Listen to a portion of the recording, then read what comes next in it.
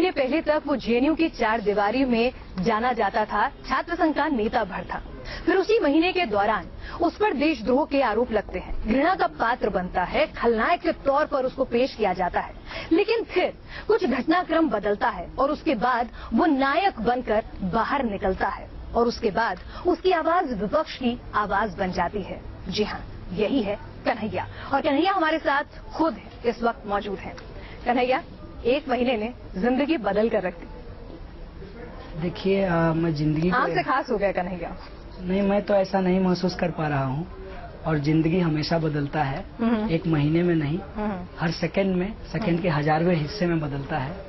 बदलाव ही एक अंतिम सत्य है जो कभी नहीं बदलता। कोई नहीं, कन्हैया तो नहीं बदलेंगे? निश्चित तौर पे नहीं, क्योंकि कई लोगों ने कहा कि कल की स्पीच में और आज की प्रेस कॉन्फ्रेंस में कन्हैया छात्र नेता कम और नेता ज्यादा सुनाई पड़ रहे थे। नहीं, ऐसा नहीं है। कहते हैं कि हर मौके पे चीजों का अंदाज बदल जाता है। कल हम पब्लिक गैदरिंग को एड्रेस कर रहे थे, आज हम एक प्रोफेशनल मीडिया कर्मियों से बातचीत कर रहे थे, कल को हम बाहर निकल करके छोटी दुकान में काम करने वाले मजदूरों से बात करेंगे।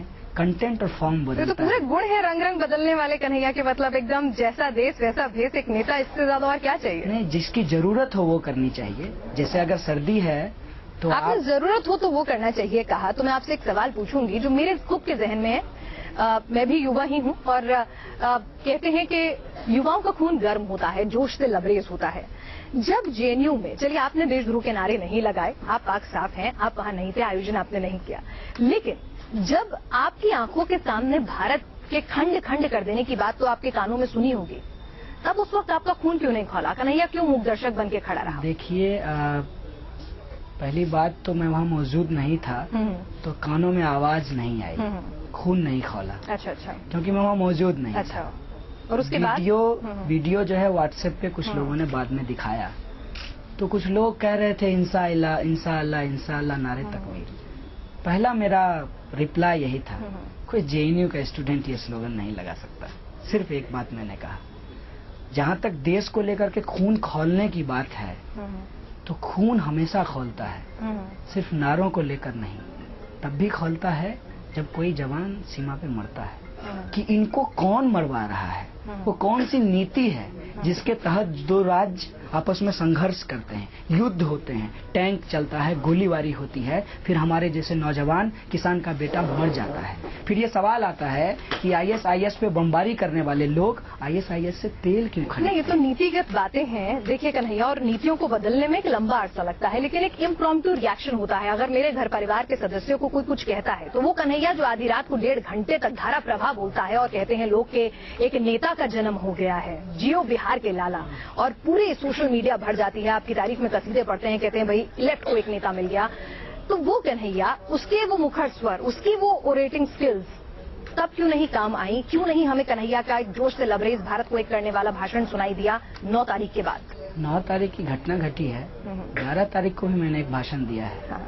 आपसे आग्रह है कि उसको सुनिए। नहीं, मैंने सुना है वो पूरा, और एक बार नहीं 2-2 बार सुना है, 3-3 बार भी सुना है। हमने उस घटना की पूरी निंदा की है, लेकिन तब कल आपने लगाए नारे भारत माता की जय के, लेकिन उस दिन तो नहीं लगवाए भारत माता की जय या भारत जिंदाबाद के नारे। देखिए, जो जिंदाबाद है वो हमेशा जिंदाबाद है, वो हमारे और आपके कहने का मोहताज नहीं। पर कई बार युवा आवाज जब उठती है जेएनयू से तो वो दूर तक जाती है, तो आपको भी पता चल गया होगा। इस युवाओं के सामने आज सबसे बड़ा चैलेंज ये है कि भारत की माताओं का अस्मत लूटा जा रहा है। हमारा आवाज उसके खिलाफ उठना चाहिए। इस देश का किसान आत्महत्या कर रहा है, ये जो शहादत किसान खेतों में दे रहे हैं उसके खिलाफ उठनी चाहिए। अच्छा, इस देश के अंदर जो गरीबी है उसके खिलाफ। कोर्ट ने आपकी जमानत मंजूर करते वक्त कुछ नसीहतें भी दी, कहा कि आप जेएनयू छात्र संघ के अध्यक्ष हैं, बतौर नेता आपकी कुछ जिम्मेदारियां बनती हैं। तो क्या अब कैंपस में अगर कुछ छात्रों में इस तरह की भावना है देश को लेकर, या कुछ सोच है, ऐसी विचारधारा है, उसके लिए आप कुछ काम कर रहे हैं? आपने सोचा है कुछ, इतने दिन जेल में रहे तो सोचा कि भाई क्या करूंगा, कैसे अगर कुछ छात्र अलग रास्ते पर चले गए हैं उनको कैसे ठीक करूंगा? मेरी जानकारी में जेएनयू में ऐसा कोई छात्र नहीं। कोई छात्र नहीं है, वो लोग बाहर से आए थे। मैं ये भी नहीं जानता वो कहाँ से आए थे। जहाँ पे मैं मौजूद नहीं था उस पर मैं कोई टिप्पणी नहीं करना चाहता हूँ। मामला अदालत में है, सच के आने का इंतजार कीजिए। सही चीजें आने में थोड़ा वक्त लगता है। यहाँ तो आप बहुत संभल कर बोल रहे हैं। ऐसा लग रहा है कि वो वाला कन्हैया है ही नहीं जो धारा प्रवाह ढंग से भूख, गरीबी, न जाने किस किस के खिलाफ आजादी की मांग रखता है। देखिए, जनता की आवाज जो है ना, वो जब आमने सामने होती है जनता, तो उसके साथ मुखातिब होने का अंदाज कुछ और होता है। अभी मैं जो है एक योग पत्रकार से बातचीत कर रहा हूँ, जो युवा भी हैं मेरी तरह। तो मैं एक बात बस उनको कहना चाहता हूँ कि रिएक्शनरी होने और रेवोल्यूशनरी होने में एक फर्क होता है। इसीलिए भगत सिंह ने कहा है कि इनकलाब बंदूक से नहीं आती है, विचारों से आती है। विचारों से आती है। चलिए, विचारों की अगर हम बात करें, कुछ लोग आप पे आरोप लगा रहे हैं कि कन्हैया का जो परिवार है, बेगूसराय में हमारी भी टीम गई, आप एक निम्न वर्ग परिवार से आते हैं। जो जानकारी हमें मिली, हो सकता है गलत, वो भी जो शुरुआत में जो खबरें आ रही हैं उसके मुताबिक आपकी माता जी जो हैं वो बमुश्किल महीने के 3,000 रुपए कमा पाती हैं।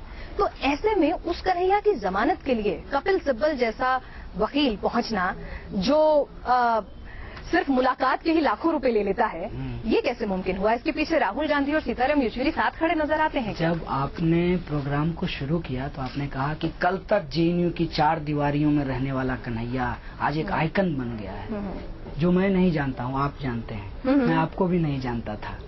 तो कपिल सिब्बल जी आज हमारे साथ अगर खड़े हुए हैं तो वो मेरे साथ नहीं खड़े हुए हैं। लेकिन नेता बिना नफा नुकसान के खड़ा नहीं होता किसी के साथ, ये आपको समझाने की जरूरत नहीं। वो किसके साथ खड़े हुए इसको समझने की जरूरत है। वो सरकार का हमला है एक कैंपस की ऑटोनॉमी के ऊपर, उसके साथ खड़े हुए हैं। कहीं ऐसा तो नहीं वो अपने लिए नेता तलाश रहे हैं? वो सिर्फ एक कन्हैया के साथ नहीं, हजारों, लाखों, करोड़ों कन्हैया जो इस देश में है उसके भविष्य ऐसे बहुत सारे छात्र नेता हैं जो संघर्ष करते हैं। अगर ये आपके साथ पटना में हुआ होता, किसी मामले में आप अंदर चले गए होते, तो आपको लगता है ये उस कन्हैया के साथ खड़े होते? पटना में भी कपिल सिब्बल जैसे लोग हैं, उस लेवल के लोग, मैंने कहा खड़े होते, उस लेवल के लोग हैं और वो खड़े होते। मैं आपको बता दूं कि मैं पटना में भी जो बदलाव की राजनीति है उससे जुड़ा हुआ था, और जब हम प्रिंसिपल के खिलाफ कुछ बोलते थे तो जो अच्छाई को पसंद करने वाले टीचर होते थे वो वहाँ भी हमारे साथ। सवाल ये उठता है कि देश कन्हैया के साथ है कि पॉलिटिकल पार्टीज कन्हैया के साथ है? मैं देश के लिए लड़ रहा हूँ, ऑब्वियसली देश साथ है और देश में ही पॉलिटिकल पार्टी भी है। अच्छा, एक बात बताइए मुझे कि सीधे आप जो है, ऐसा नहीं है कि 60 साल में हमारे देश में गरीबी, भुखमरी, जो तमाम समस्याएं हैं, नीतिगत समस्याएं भी जो हैं, वो पिछले 60 साल से चलती आ रही हैं। ऐसा नहीं है कि अभी ऐसा कुछ हो गया है। लेकिन आपके तमाम भाषणों में सीधे आप निशाना मोदी जी को ज्यादा बनाते हैं, संघ को ज्यादा बनाते हैं। इसकी कोई विशेष वजह? देखिए, क्योंकि तभी सवाल उठते हैं कि आप विपक्ष की आवाज। देखिए, मैं सिर्फ एक बात कह देता हूँ कि मोदी जी की जगह अगर आप प्रधानमंत्री होते इस देश के तो मैं आपके खिलाफ भी बोलता, अगर आपकी नीति इस देश की जनता के विरोध में होता। मोदी जी ने जो वादा किया था आज उसको वो निभा नहीं रहे हैं और उन वादों से लोगों का ध्यान भटकाना चाहते हैं। मैं चाहता हूं कि लोगों का ध्यान भटके नहीं, अपने हक पे लोगों की नजर टिकी रहे, इसलिए मोदी जी का विरोध करता हूं। लेकिन मोदी जी, कुछ लोग उनके जो उनके अनुयायी हैं वो कहते हैं कि भाई मोदी जी जो हैं उनकी बुराई कर दीजिए और उसके बाद रातों रात स्टार हो जाइए। कन्हैया ऐसा कुछ कर रहे हैं और कन्हैया ने जिस तरह से कहा कि मेरा बस चले तो मैं टीवी के अंदर घुस के मोदी जी का सूट पकड़ के कहूँ कि भाई आप स्टालिन पर बोलते हैं, आप हिटलर पे बोलिए। क्या आप कह रहे हैं कि मोदी जी हिटलर हैं? नहीं, मैं ये नहीं कह रहा हूँ मोदी जी हिटलर हैं। मैं ये कह रहा हूँ कि मोदी जी बहुत चालाकी से, जिसको हमारे यहाँ कहावत कहते हैं, मुख में राम बगल में छुरी। अच्छा, स्टालिन का तो नाम ले रहे हैं लेकिन अपने गुरु जी के बारे में नहीं बोल रहे हैं। हिटलर है मोदी जी के गुरु? मोदी जी के गुरु गोलवरकर हैं और गुरु गोलवरकर के साथ ही हिटलर हैं। हिटलर है मोदी जी के गुरु, आप ये कह रहे हैं। और आपका गुरु कौन है? बड़ा दूर का कनेक्शन है। और आपका कनेक्शन कहाँ से है ये? हमारे गुरु तो बाबा साहब भीमराव अम्बेडकर हैं, पेरियार हैं, फुले हैं, बिरसा मुंडा हैं। येचुरी जी, राहुल गांधी जी जो आते हैं आपके साथ में खड़े होते हैं, इनसे कोई लेना देना? ये संघर्ष के साथ ही है। संघर्ष के साथ, ये संघर्ष के साथ ही आगे चलकर मुसीबत के दिन जो काम आता है फिर आगे भी वही साथी बनता है, ऐसा सुना है हमने। बुरे वक्त में जो साथ दे। आपका चैनल, आप इस मौके पे जहाँ मेरे साथ लोग जो खड़े होते हैं उनको देशद्रोही कहा जाता है और आप हमारे साथ प्रोग्राम कर रहे हैं, आप भी हमारे मुश्किल के साथी हैं। नहीं, मुश्किल के साथी है, लेकिन पॉलिटिकल साथी बिना काम के आगे नहीं आते ना, बिना बात के। जिंदगी को सिर्फ राजनीति के दायरे से नहीं देखिए, जिंदगी में सही और गलत भी तय। लेकिन राजनीतिक पार्टियां सही गलत से आगे निकलकर आपको अपनी आवाज बनाने के लिए आतुर नजर आ रही हैं। आपको लगता नहीं कि आपका इस्तेमाल एक विपक्ष की आवाज बनकर तो नहीं हो रहा है? राजनीति करने वाले लोग इंसान नहीं होते, मानवता नहीं होती है, देश से प्रेम नहीं होता है। तो कन्हैया भी राजनेता बनेंगे? राजनेता तो बहुत दूर की बात है। पहले मैं इस देश का नागरिक हूँ और नागरिक के अधिकारों का हनन हो रहा है, मैं उस पर अपना ध्यान। मैंने सुना है कि पश्चिम बंगाल में चुनाव प्रचार के लिए आप पहुंचेंगे। फिर बहुत दूर की बात आप कर रहे हैं। नहीं, पर आपकी निजी नजदीक हैं आप, थोड़ा नजदीक बात कीजिए। नजदीक ही से जवाब दे दीजिए ना। देखिए वो बहुत आगे की बात नहीं, है। मैं आपकी निजी राय जानना चाहती हूँ कि कन्हैया का मन है कि भाई मैं जाके कैंपेन चलाऊं या नहीं चलाऊं। अभी तो मन है कि सारे लोगों को इंटरव्यू देने के बाद अपने दोस्तों के साथ एक आप तो अच्छी बोल चाय बोल पीऊं। बातें कर रहे हैं। चाय मैं हम आपको- पिलाएंगे आपको, आप चर्चा हो जाएगी आप चाय पर। मन की बात पूछ रहे हैं, मैं मन की बात कह रहा तो हूँ। मन की बात के साथ साथ आप दिमाग की भी बात बता दीजिए। जेएनयू के छात्रों के पास तो दिमाग होता है, मुझे पता है सबसे ज्यादा डिप्लोमेटिक ऑफिसर्स जेएनयू से निकलते हैं, लेकिन घुमा फिरा के नहीं, सीधे सीधे बताइए। देखिए कैंपेन में नजर आएंगे आप या नहीं? लेकिन बंगाल अभी दिल्ली से बहुत दूर है, फिलहाल मैं दिल्ली में हूँ। फिलहाल दिल्ली में है। अच्छा, एक बात बताइए, पुलिस कस्टडी में क्या हुआ? सुनते हैं हम लोग सब कि भाई कस्टडी में आराम से लोगों की खातिरदारी होती है, वो पिटाई विटाई होती है, ऐसा कुछ दुर्व्यवहार तो नहीं हुआ?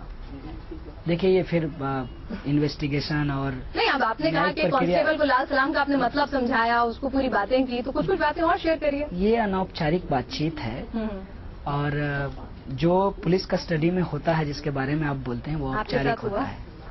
नहीं, मेरे साथ नहीं हुआ। तो आपने एक रिटन स्टेटमेंट दिया और आपने कहा कि वो जबरन लिखवाया गया था, आप वैसा लिखना नहीं चाहते थे, ये सच है। तो फिर कौन सी जबरदस्ती हुई?